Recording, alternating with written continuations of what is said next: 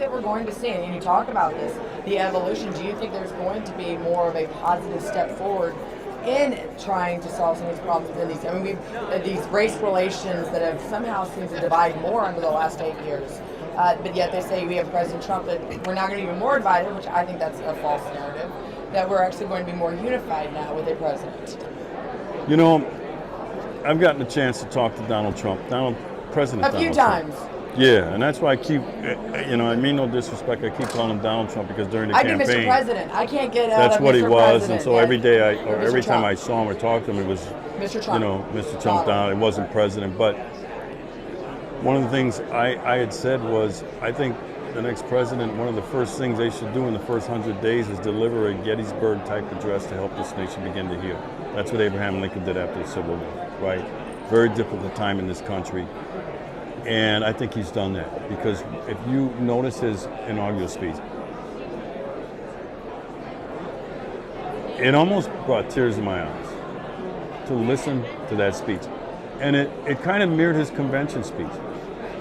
He made it clear that everybody in America was going to benefit under his administration. He didn't care who you are, he didn't care what you are. As long as you were upstanding, as long as you were living by society's rules, not his rules, society's rules, as long as you worked hard. And he pointed out, he said, the people living in our inner cities are living in a hellhole. It is a hellhole.